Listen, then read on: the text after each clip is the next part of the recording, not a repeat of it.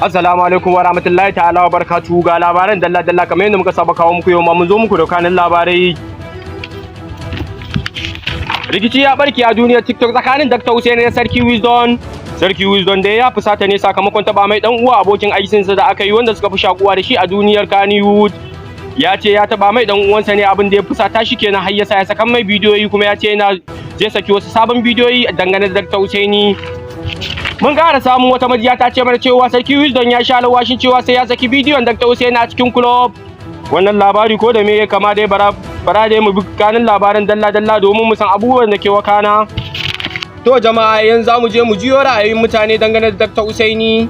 Me ra'ayinka akan Dr. Hussein? Ra'ayina kan Dr. Hussein dai ni gaskiya ba mutumin kirki bane, tunda babu yadda za a ce wai bawa naka kana kirarin kai malami na ce bawan Allah ya mutu ka ce wai Allah ya masa abin da ya ga dama. Wajen ka na malami burin ka ya dace ka kasance mai yin addu'a ne ma duk wanda ya mutu ya shiga ya samu rabauta a gurin Ubangiji.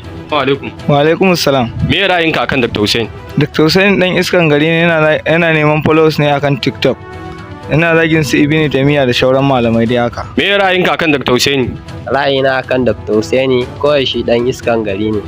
Abin da zai baku mamaki shine a duniyar TikTok idan ka shiga cikin karkashin bidiyon da Sarki Wisdom ya saki wa Dr. Hussein, zaka ji mutane suna cewa sun ji daɗi da wannan sakin bidiyon. Shin wai me yasa Dr. Hussein yake da bakin jini a duniyar TikTok haka?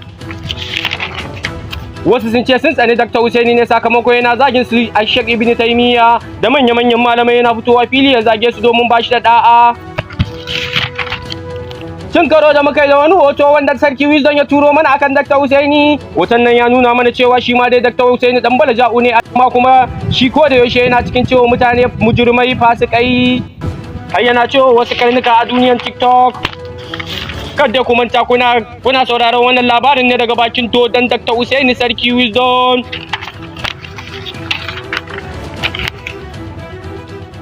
Haka zalika kuma wani sakon ya ƙara shigo mun cewa Tiya Lady ta ce tana gaishe da Dr. Hussein.